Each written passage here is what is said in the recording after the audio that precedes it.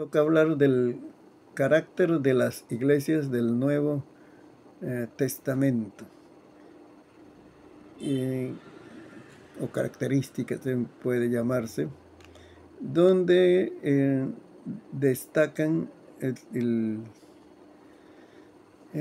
esas características lo llevaron a un crecimiento numérico. Comenzaron con, desde sus inicios, ¿no?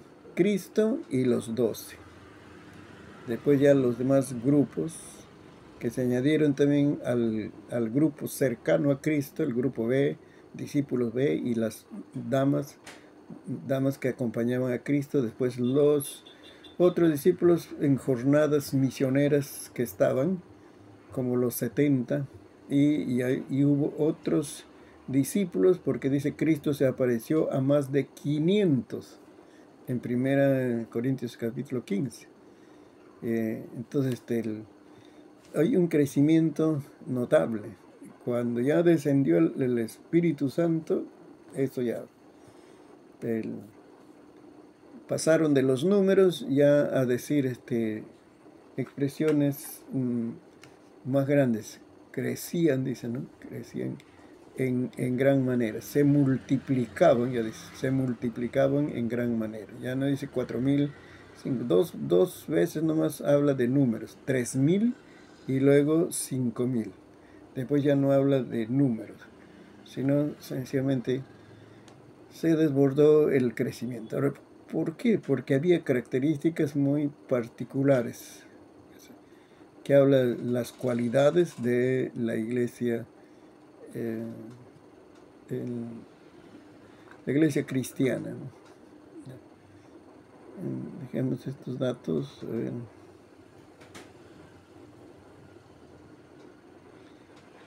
4 razones por las cuales el cristianismo creció con tanta rapidez en el mundo antiguo. 1 es el celo inflexible y el entusiasmo de los cristianos. Siguieron las enseñanzas de Jesús al pie de la letra. Los discípulos, comenzando con los discípulos, y ellos formaron otros discípulos. Lo que enseñaron después del día de Pentecostés fue lo que recibieron de Jesús durante esos 3 años. De ahí se va haciendo la doctrina, la teología, se va haciendo con esas enseñanzas. Ojo que era sí presencial, no había materiales escritos, pero los discípulos están enseñando. Si usted se imagina, ahora aquí en Perú, una clase de enseñanza para los nuevos convertidos, la mayoría, 90%, por ahí alguien se olvidó comprar su Biblia, pero la mayoría tiene Biblia. Y si no tiene Biblia, ya alguien la presta o lo obsequia. Entonces sus lecciones de consolidación lo recibe con Biblia en mano. Y trae además su cuadernillo, que es su primer libro, ¿no? Consolidación 1. Y así va avanzando. Ahora imaginemos a la iglesia de Jerusalén. Son 3.000 que se añadieron, más los 120, 3.120. Y eso que se convertían cada día. Entonces, cuando hacen su reunión de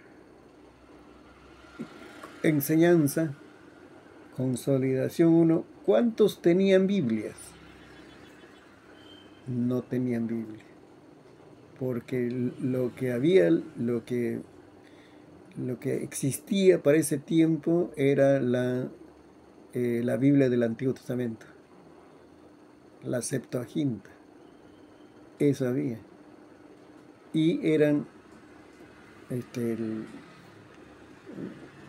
para los que pudieran tener la capacidad económica, estaban en las instituciones, en el templo, en las sinagogas, pero era muy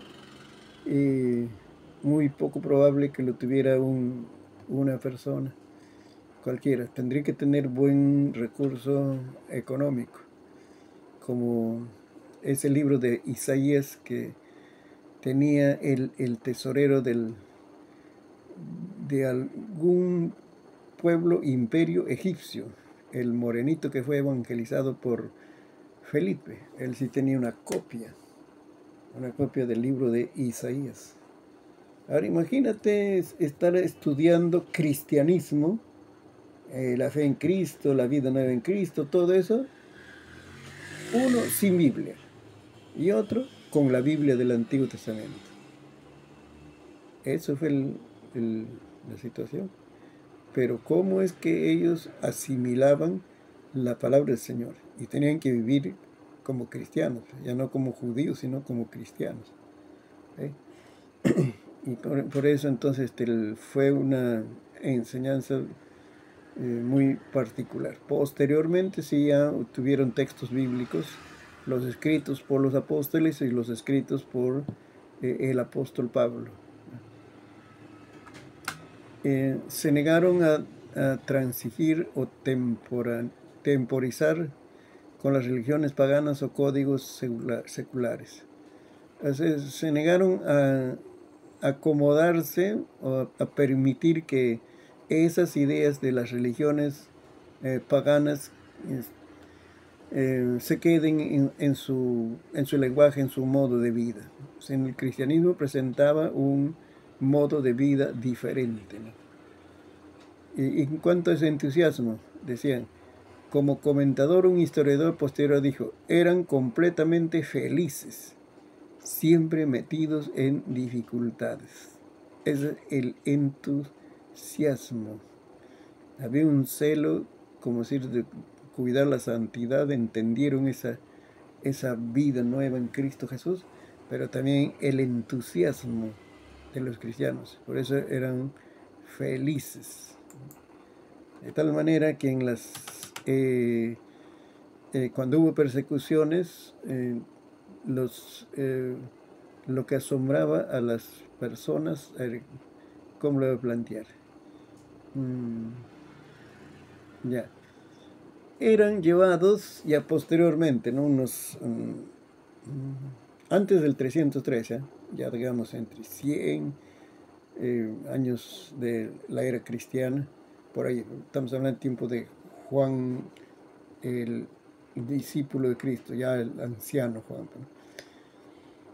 Eran llevados, dice, por los emperadores al circo romano para demostrar a la gente que ellos hacen cumplir sus leyes y estos cristianos merecen pena de muerte. ¿Y qué forma de pena de muerte? Ser devorado por los leones. Y entonces pensaban causar un temor en el público, porque verían la cara de miedo, la desesperación de los cristianos cuando se enfrentan a la muerte. Otra cosa es que te maten con espada,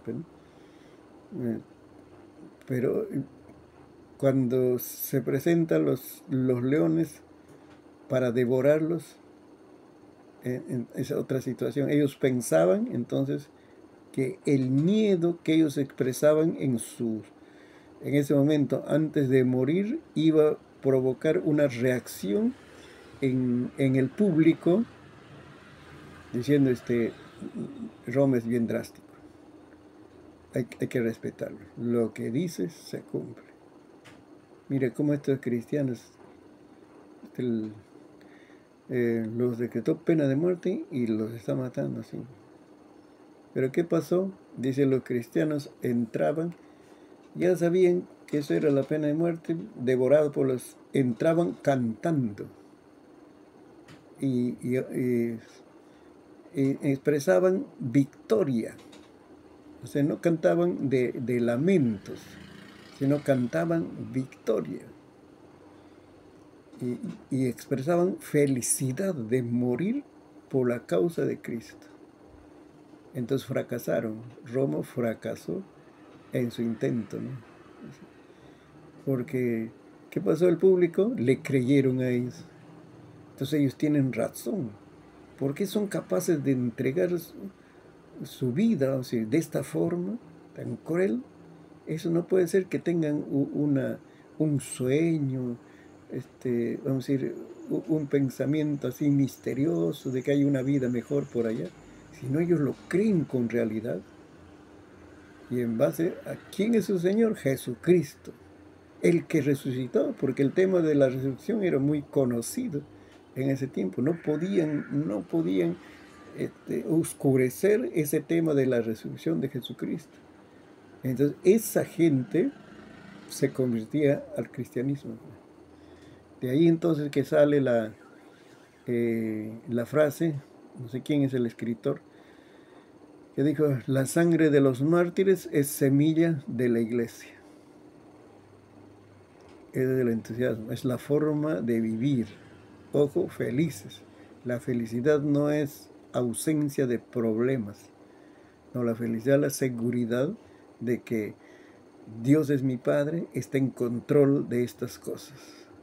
Y estoy viviendo esa seguridad y por eso enfrento el problema, cualquiera que sea. Eso era el entusiasmo de los cristianos, ¿no? Entonces, eso repercutió en el crecimiento de la iglesia. ¿Cómo vive el cristiano del siglo XXI?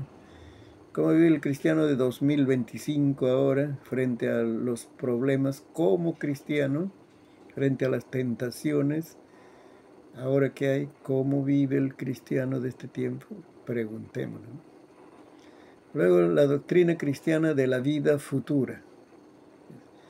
Hay ignorancia, inseguridad e insinceridad abierta acerca de la inmortalidad, aún entre los más brillantes escritores griegos y romanos. Pero los cristianos vivían intensamente con esa seguridad de la vida eterna. Esto es vivir con un propósito trascendente, o sea que trasciende a esta existencia pequeña, ¿no? Son 80, 90, 100 años, 120 años. Trasciende a esta existencia, porque el cristiano está pensando en su eternidad. Eso es lo que él también afecta la forma de vivir. Una persona que vive para esta tierra solamente, vamos a decir, bueno, voy a lograr cierta felicidad hasta el día de mi muerte. No tiene ese pensamiento que le va a dar fortaleza en los momentos difíciles, porque solo vive para aquí.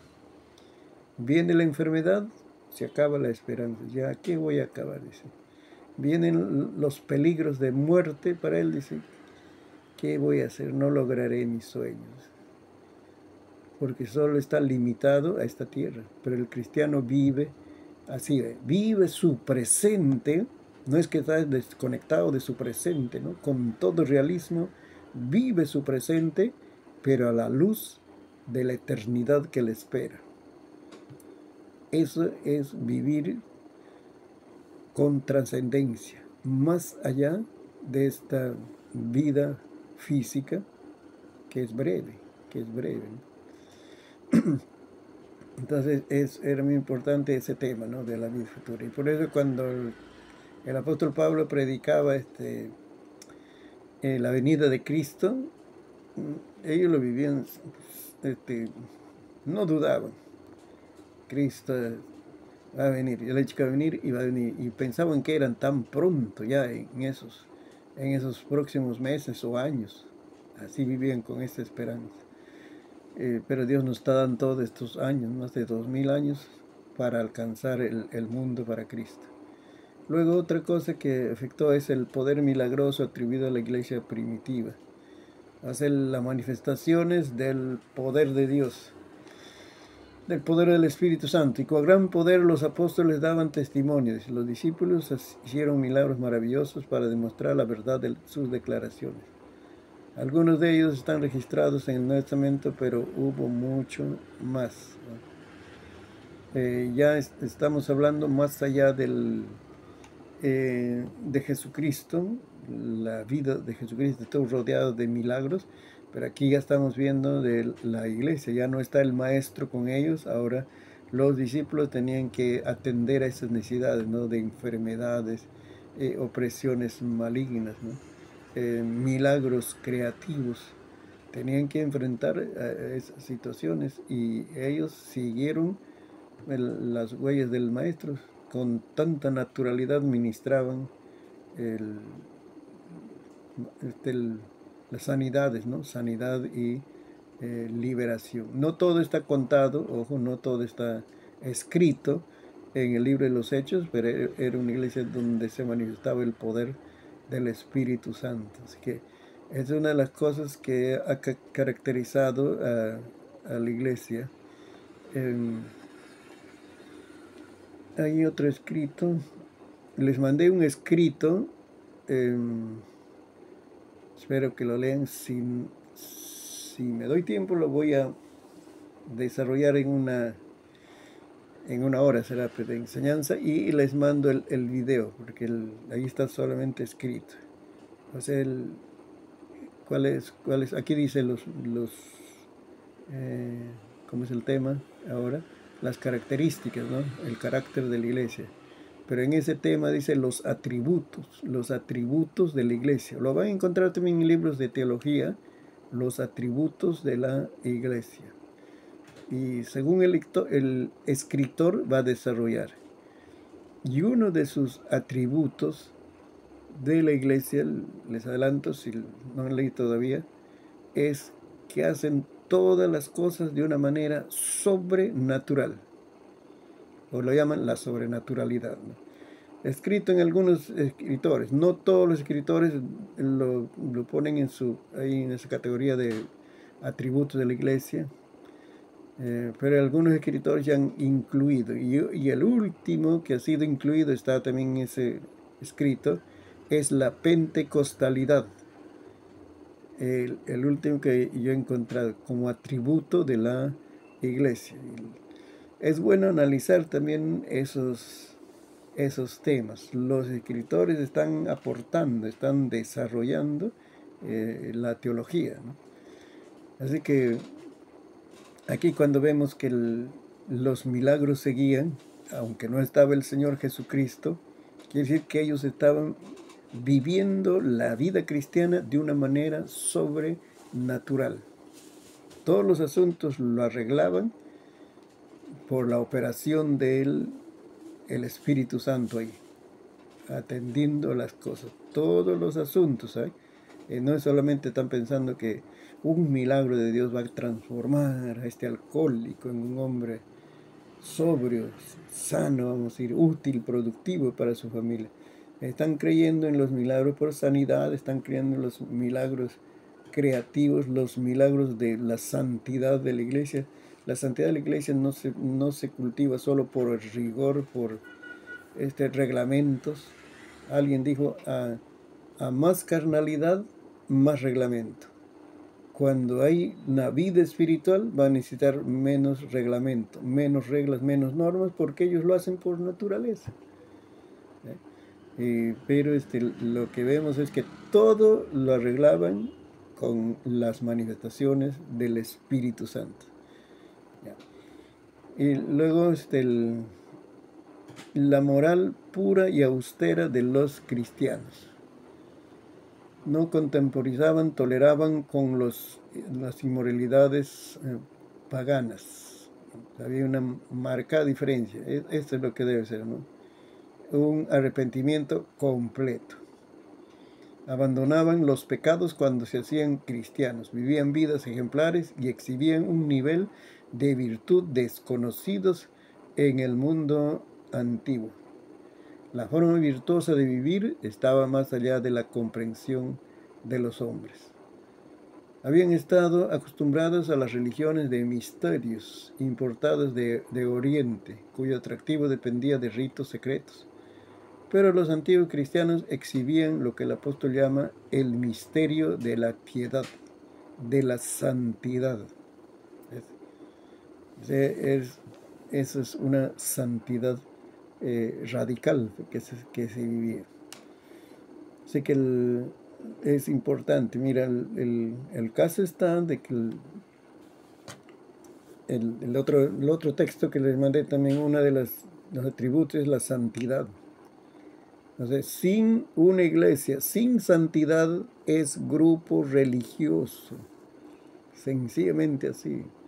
Lo que nos distingue de los grupos religiosos, sectas y religiones también que hay con diferentes nombres y dioses, es la transformación moral que Cristo hizo en nosotros. Eso es lo que nos distingue.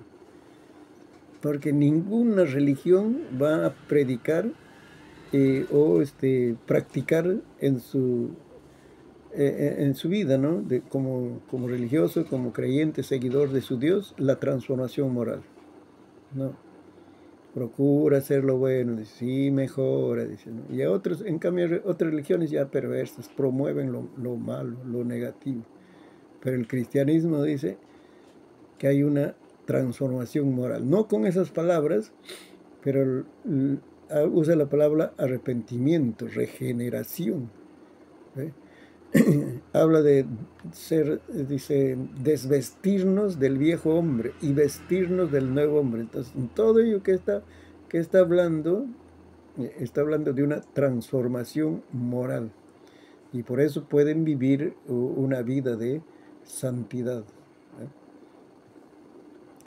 El misterio de la piedad. Hay otro tema que pueden desarrollar o buscar, es el poder de la santidad.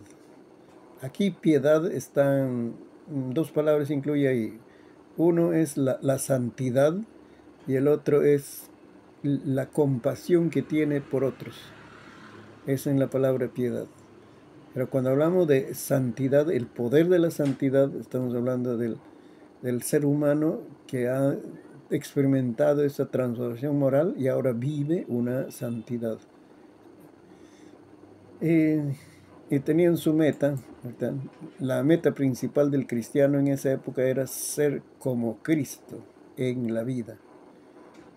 Ese era ser su modelo de vida cristiana era Jesucristo. El carecer de la iglesia local es la suma del carácter de sus miembros. El parecer, debe decir. Hoy hay una gran diferencia en el carácter de los diversos miembros de la iglesia promedio. La cizaña y el trigo pueden crecer juntos en cualquier local, es decir, que hay miembros salvos y no salvos. La iglesia apostólica fue quizás la mejor aproximación a la iglesia verdadera. Los cristianos eran, voy a marcar esto para corregirlo, los cristianos eran unidos. Y esta unidad, Hechos 2:44, que nos está hablando, era una unidad en comunión, ya hemos visto, en amor, pero también era física y de compartir, de ayuda social, ¿ya? Así, estaban unidos, de modo que pasaban mucho tiempo juntos. Esa es la unidad física. Ahora, pasamos poco tiempo en la unidad física. Mayormente enfatizamos la unidad espiritual. Son muy espirituales que, es decir, no se dan tiempo para cultivar la comunión ahí cercana física, porque es ahí donde nos conocemos y compartimos, ¿no? Entonces, eso era muy característico en esta iglesia, ¿no? Luego estaban firmes, firmes, lo llaman. Es una palabra del ámbito militar, firmes. El apóstol Pablo lo usa terminando 1 Corintios, sí, 1 Corintios, sí. Estad firmes, portaos varonilmente. Esa era una de las cosas. Entonces, ¿en qué estaban firmes? En la doctrina. porque lo que predicaban los apóstoles, eso lo creían, no había objeciones, ¿no? Ahí no hay que tal maestro dijo, que tal teólogo dijo, lo que decían los apóstoles lo predicaban, lo compartían, lo repetían a otras generaciones. Eso era. Entonces por eso tenían que estar atentos a las predicaciones, enseñanzas de los apóstoles. Luego ya también de los próximos maestros. Estaban firmes en la comunión, ¿verdad? Eso era importante para su desarrollo. Además, como sufrían persecuciones, era una forma de recibir el apoyo moral de sus hermanos y también un apoyo material, porque mayormente estaban en tiempo de persecución. Pocos tiempos había de tranquilidad, de bonanza.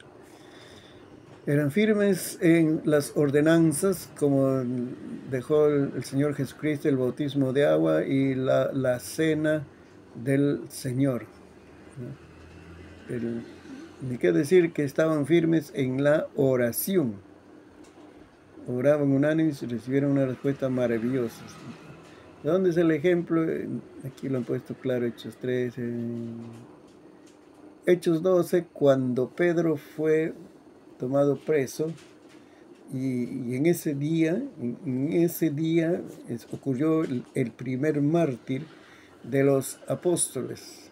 Jacobo fue muerto. Y esa suerte iba a correr Pedro. Pero dice, la iglesia hacía oración a Dios sin cesar. O sea, se declararon en oración. Comenzaron la oración ahí y no iba a parar esa oración hasta ver a Pedro libre, hasta ver la respuesta de Dios. De esa forma, esa gente había aprendido a orar. ¿De dónde salió eso? De que en Hechos capítulo 2, cuando ellos estaban esperando la promesa del Espíritu Santo, también oraron hasta que recibieron el revestimiento de poder. De ahí aprendieron. Esa es una forma de oración. Nosotros oramos hasta que nos cansamos. Oramos que se cumpla la hora, ¿no?, de oración. Pero estos cristianos estaban firmes en la oración hasta ver la respuesta de Dios, ¿eh? Eran caritativos, generosos, ¿no? Este es el ejemplo de generosidad. Hechos 2, Hechos 4, Hechos 4, 34. Donde hay un personaje, Bernabé, que vende su propiedad. A ver. Estoy en Hechos, capítulo 4. Dice, entonces José, a quien los apóstoles pusieron por sobrenombre Bernabé, que traducido es hijo de consolación, levita, natural de Chipre, como tenía una heredad, la vendió y trajo el precio y lo puso a los pies de los apóstoles. Ese es el modelo de ofrenda cuando una iglesia está ferviente en el Espíritu. Porque con esas ofrendas podían atender las necesidades materiales que había también a las personas. Había muchas personas con necesidades de alimento, de vestido, cosas así que le daba el judaísmo. Pero como ellos se salieron de bloque, 3.000 se salieron, entonces lo cortaron de la lista ya, de ayuda social del judaísmo. ¿Y quién tenía que ayudarles ahora? La iglesia. Y por eso habían esas ofrendas generosas, ¿no? Si alguien quiere ser generoso, entonces hay que ver estos ejemplos. Algunos preguntan, ¿y por qué no escriben del diezmo? En el libro de los Hechos, hasta en el Nuevo Testamento, ya extendiéndose mucho, en el Nuevo Testamento no se habla de diezmo, dice. Ya, está bien.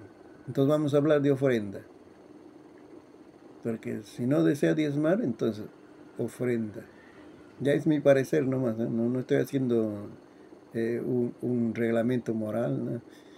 Sino que es diezmar, ofrenda. Pero ofrenda como ofrendaban los primeros cristianos de la iglesia primitiva, o dicen así, la iglesia de Jerusalén.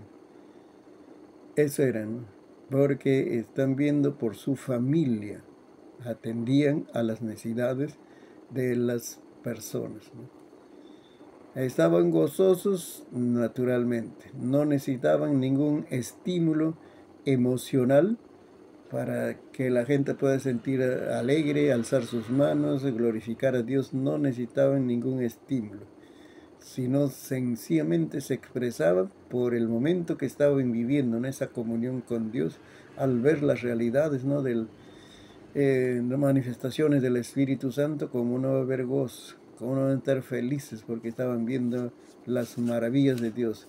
Y aunque amenazaba la muerte constantemente, pero ellos se acogían a la realidad, ¿no?, de que no muero por causas humanas, sino por mi Cristo, ¿ves? Así que esos tiempos era esa iglesia expresaba gozo en su desarrollo, ¿no? Luego eran prósperos ¿en qué sentido? No había riquezas, pero sí suplía las necesidades materiales. Pero la riqueza que gozaban era la riqueza interior, la riqueza espiritual, de creer que Jesucristo es su Señor, Él sigue con ellos, el Padre Celestial está cuidándoles. Entonces esa seguridad era una riqueza enorme, ¿no? Gozaban del favor de Dios. Este término favor en el Antiguo Testamento tiene mucho significado. Cuando estudia la palabra favor en el libro de los Salmos, por ejemplo, tiene mucho significado. El favor de Dios. Y caer en gracia también habla, ¿no? Caer en gracia, es decir, caer bien a las personas, aunque eran un grupo así con normas morales muy elevadas, y cuando, por ejemplo, Dios sancionó con la pena de muerte a Ananías y Zafira, ¿qué pasó? Dice, algunos se asustaron, dice, ese es un Dios serio, hay que tomar las cosas bien serio. Pero dice, el pueblo estaba con ellos, ¿no? Dice, a ver, dice, en el caso de Ananías y Zafira, dice, y vino gran temor sobre toda la iglesia y sobre todos los que oyeron estas cosas. Y sigue el 12 y el 13 que dice, de los demás ninguno se atrevía a juntarse con ellos, mas el pueblo los alababa grandemente. Entonces el pueblo reconocía, eso es seguir a Dios, eso es seguir a Cristo. Entonces son cosas serias. Aquí no se juega la religión, sino si ellos predican santidad es porque viven. Y a su Dios no le gusta el pecado. Por eso fue muerto Ananías y Zafira, ¿no? Entonces, lo que podría parecer que iba a ser una mala noticia, como decir, ¿no?, para una mala fama para la iglesia, pero resultó ser una bendición porque la gente está cansada de religión, sin experimentar las cosas de Dios. Ahí están viendo las maravillas del Señor, y aunque las exigencias morales son fuertes, pero están de acuerdo, está bien. Eso porque para seguir a Dios hay que hacer las cosas bien, ¿ya? Y gozaban del favor de los hombres. Lo último es que esto es caer en gracia con las personas. Eso también es una de las cosas importantes, hermanos. Cuando caemos en gracia ante las personas, cuando en nuestro carácter hay dulzura. Pero si estamos bautizados con limón, entonces no hay dulzura en las palabras, no hay dulzura en los gestos, en las reacciones. Entonces es bien difícil de que las personas puedan abrirse, ¿no?, acercarse y tener confianza en un cristiano de esa manera. Entonces uno tiene que expresar la dulzura de Cristo. Jesús, el ser que nunca pecó, no se halló engaño en su, dice, ni habló engaño en su boca, no se halló pecado. Nadie podía acusarlo de pecado. No se puede pensar en un Cristo que alguna vez pecó. Así era, bien drástico con el pecado. ¿Qué le dijo a los fariseos y escribas? Mateo 23. Pero, hermanos, era un hombre muy tierno, dulce, que los niños se acercaban a él, tenían la confianza de acercarse a él. ¿Saben por qué? Porque ellos percibían esa dulzura en el carácter de Cristo. Eso hace que nosotros caigamos en gracia ante las personas. Y entonces se abre la oportunidad de poder hablar con ellos, de poder compartir el Evangelio de Jesucristo, porque hayan esa cualidad en los creyentes. Así, hermanos, estas son las características. De aquí continúa el tema de los atributos de la iglesia. Lo dejamos acá. Hasta aquí hemos avanzado. Lo dejamos aquí para mañana. Si hay alguna pregunta sobre las tareas, ahora puede